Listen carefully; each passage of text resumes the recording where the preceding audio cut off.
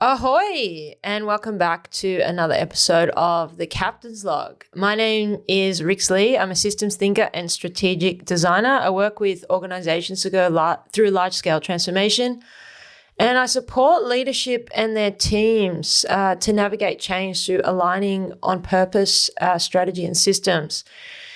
And I'm going to do a little bit of a different format today, actually. There's a lot of really exciting things going on in the world right now, and a lot of things that are very much in alignment with the work that I do.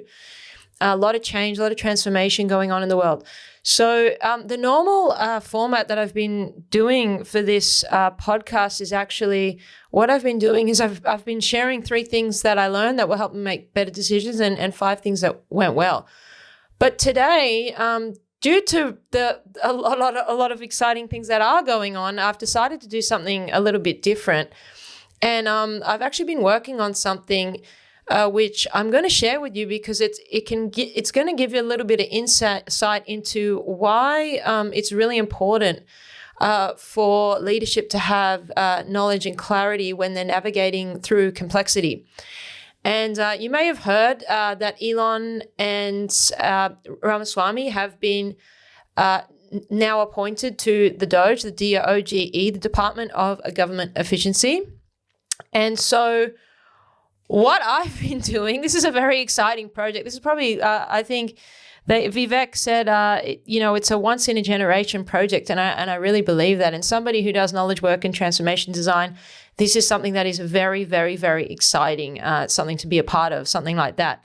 Now, I'm not officially on the team or officially working with the DOGE team, although I would love to be at some point. But what I have been doing, I have been working on the project on the side in my own time because I do find it interesting. And I thought what I'll do today is I'll actually share you what I've been working on. And what I have been working on is actually I've been creating something that we call in my practice of work, MG Taylor, is a knowledge wall. So a lot of the time when we start on these big complex transformations, the first thing that we're really doing is we're actually gathering all the inputs, we're gathering all the information and the insights, and we're actually starting to organize information and artifacts and resources that are going to help us to kind of see the big picture of actually what's going on. And then we start kind of drilling down into more detail through workshopping and stakeholder engagements and starting to engage with the system. So now when we're talking about a large system such as a government, like US government, which is very, very vast, very, very complex, lots of intricacies, departments, agencies, and I've been finding a lot of other different categories of these types of departments or agencies or organizations within the government. Things can get very big, very complex very quickly when you start looking at. So there's actually quite a lot of information to gather. What I like to do is actually make a visual representation of what that actually looks like.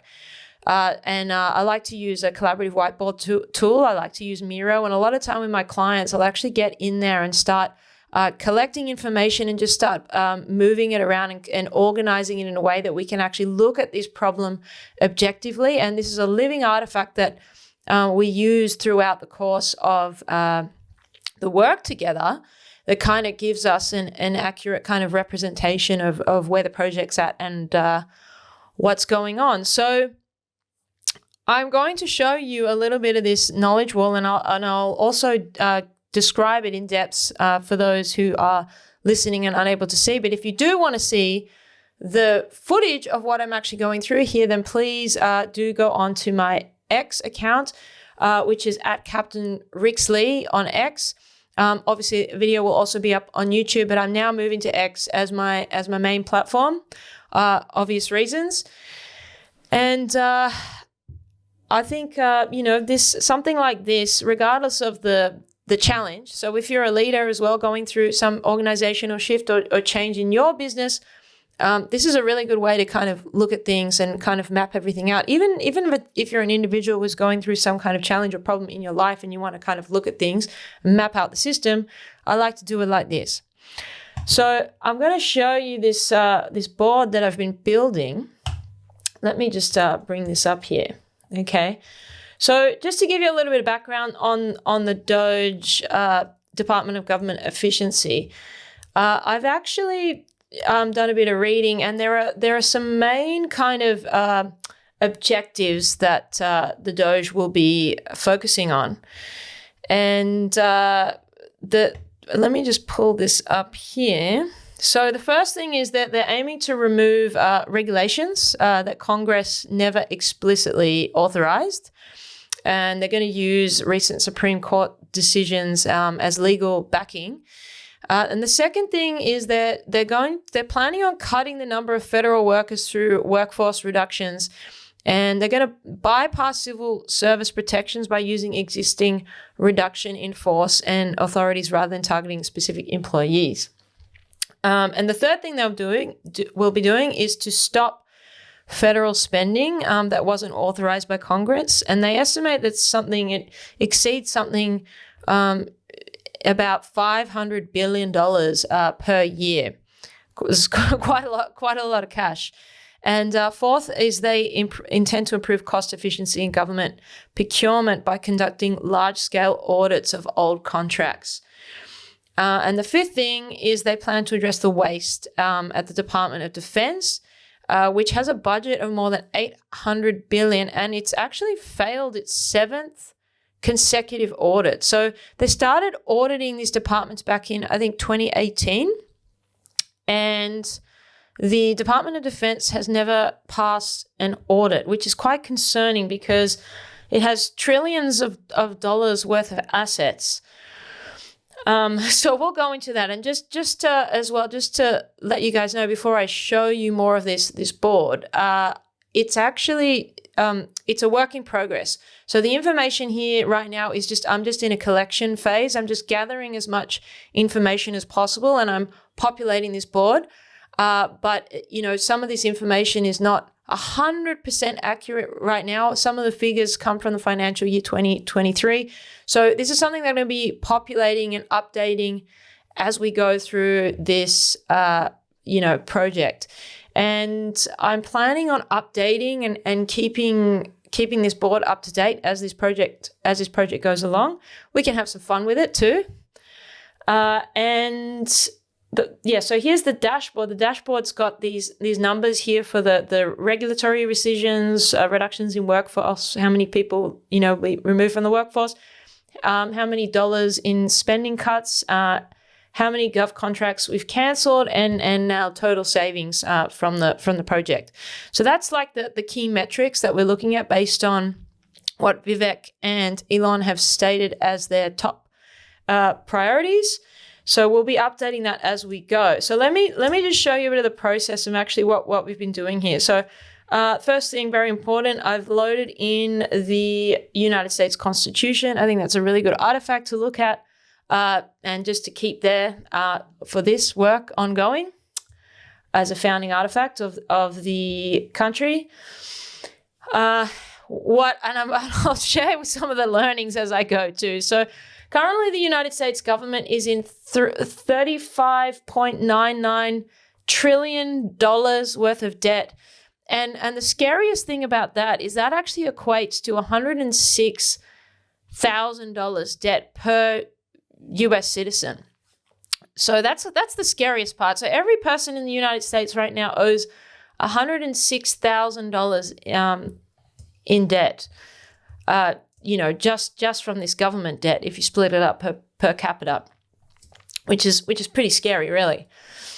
So what I got there, so that's the United States government. There's obviously some things in between the government. And I've gathered a few other artifacts. So the Constitution then splits out into legislative. So you've got the Senate and the House of Representatives. Then you've got the executive, which then underneath there sits the president, the vice president, and the cabinet. And then you've got judicial, which is the Supreme Court and other federal courts. So the branches of government in the US kind of split between those three channels. And then underneath the government, you've got these government departments. So I think there's 15 departments I've got here, including the Department of Agriculture, Department of Commerce, Department of Defense, Department of Education, Department of Energy, Department of Health and Human Services, Department of Homeland Security, Department of Housing and Urban Development, Department of the Interior, and Department of Justice, and Department of Labor, and Department of State, Department of Transport, Department of the Treasury, Department of Veterans Affairs. So these are the main departments of the US government. So underneath the departments, okay, and I didn't realize this, I've done a little bit of research. This is just my initial kind of sweep of things, trying to understand actually this system and how complex it is. So they actually break these down underneath departments. There's different bodies that sit underneath these departments. And from what I can tell at this stage, these are agencies, independent agencies, program offices, military commands, executive offices, legislative bodies, judicial bodies, interagency councils, advisory councils, government corporations, special offices, international entities, multilateral and regional bodies, sub-agencies, regulatory commission, and quasi-governmental organization.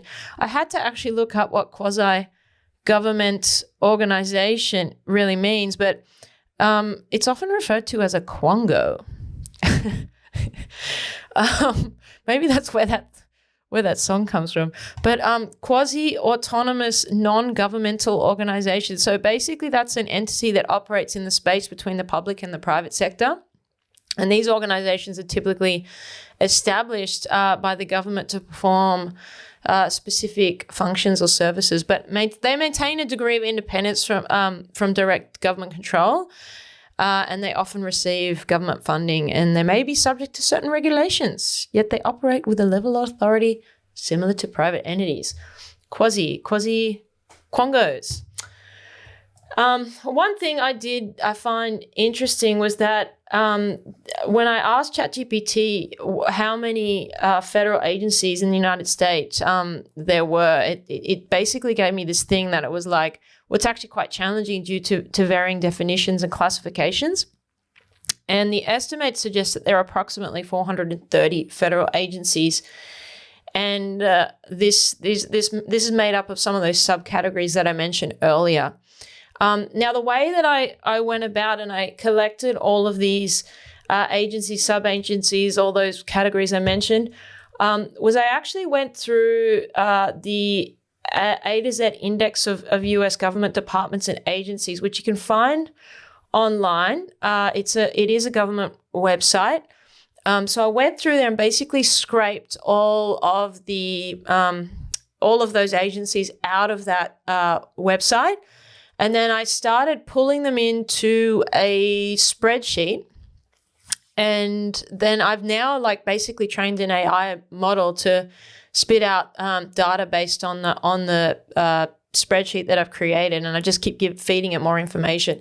I've also started going through those agencies and pulling all of their strategic plans, strategic priorities, budgets, funding, any kind of information that will give us some kind of idea about what those organizations are spending their money on and how much funding they're getting and how many employees they have.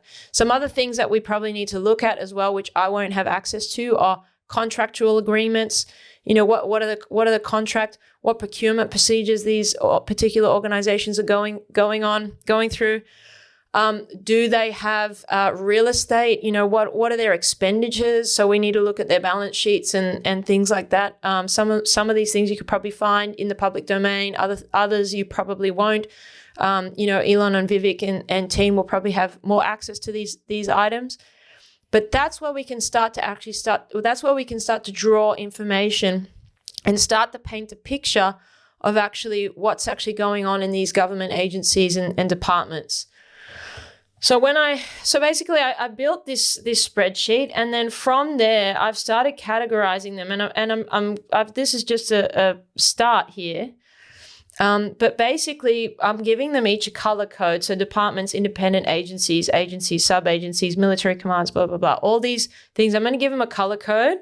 And then I've listed out, these are all, if I zoom out here, you won't be able to obviously see this if you're listening to the audio, but like to give you an idea, like I've got the departments, and then I can just keep zooming out, and then there's all of these agencies that sit underneath here, and they all, these are all bodies. They've all got, names. A lot of acronyms here, guys. A lot of acronyms. And when I started looking at some of these, I mean, there's a lot of overlap as well. Is my initial finding. There's a lot of overlap in some of the priorities of these organizations and what they're actually getting funding for. There's also, I find, like, maybe especially with the technologies that we've got, such as AI, ability to do data analysis and things like that. There's probably some organizations here which, such as census and things like that, which you'd think, well, can you not make that organization more efficient based on the availability of technology that we have now to do some of those functions? And yeah, there's a lot of information here. So this is how I would start on a project, and then to go with this, there'll be a file structure with all of the key documentation, and we would build that out as we go. So as you can see on these, I've got on these cards that represent each of these agencies, I've color coded them with the subcategory, and then I've put the total funding and the number of employees, and then I'm going to put in there as we go what our key findings on each of those particular organizations, and assets, liabilities, contracts, all that kind of stuff as we go. I'm going to listen to these DOGE casts that Vivek and Elon will be doing, and I'll be updating. My plan is to update this mirror board with the information that's coming out from those DOGE casts, or maybe potentially, hopefully one day end up on the team, and I'll be able to do this for the team, on the team officially. So yeah, there's a bit of work being put into this. So the knowledge wall, this is what we call a knowledge wall. So this is the comprehensive kind of database that I'll be drawing to. I like to have things visual. And I think it's important because it helps us to understand the landscape. And I think the first step towards navigating something complex like this is actually understanding the landscape. If you're going to be sailing to an unknown territory, you want to have a map with you that kind of shows, what that territory looks like, or it gives you some kind of way to navigate that territory. And this can empower decision makers to see inefficiencies, overlaps, and opportunities for transformation. And it also can connect it to a broader theme of systems thinking, resource allocation, and help us to lead through this complexity. So if anyone out there as well is interested in contributing to this knowledge wall, or, would like to start adding some data, I'd be open to kind of opening this up to other people who want to potentially do some knowledge work on this project with me, and get in here and curate this board as we go. It's a lot of work to do for one person. And yeah, I just think it's going to be a lot of fun. We can have a lot of fun with this. Obviously, this is just a start point. But as you can see, it's big, it's daunting. There's a lot of work to be done here. I imagine the first stage is going to just be to get down this debt, just to cut unnecessary stuff. So imagine that is going to be the first stage. There's probably a lot of really obvious stuff that we can just start cutting straight away. Like some of this real estate that these government bodies are using, and no one's even going in there. I think I saw Elon post something the other day about how his team went into one building, and they hadn't been in there for so long. The team hadn't been in there for so long that they couldn't even remember where the light switches were. So they were walking around the building with their iPhone torch. Can you imagine how much rent these departments are paying for these buildings, and then they're not even going inside? It's like, you're better off, if you're going to work from home, then work from home. You use the resources efficiently. There's so much bloated spending, And even just in my little brief, well, it's not quite brief, I've done quite a bit of work here, but even just in this first iteration of scraping through some of this data, I've definitely, there's definitely some stuff there that's pretty obvious already. So that's pretty much it, really. So this kind of, I'm doing this, the purpose of this is to kind of show how a project like this would work and apply, how you could potentially apply this to your own business. Obviously, this is something that I'm passionate about, this kind of work. And I think there's a lot of storytelling potential here on this particular mirror board. You know, once we get going and we've got more information as this thing builds out, there'll be a lot of things we can pull from to actually tell a story and paint a picture of what's going on. And who knows what's going to happen? Let's see. But the aim is to keep updating this dashboard in real time. And I'm thinking as well, maybe what I'll do is when they do the DOGE cast, I don't know if those are going to be live or not. But if they are, I could potentially also open up a link on X or something. I'll work out how to do it, but I could be populating this board and working on it live in real time while they do the DOGE cast. So that's it really from me on this particular piece. This is a little bit of a different format, as I mentioned, from my usual format, but I think maybe I'm going to kind of stick to this subject matter for a little bit while this project emerges and just see where it leads.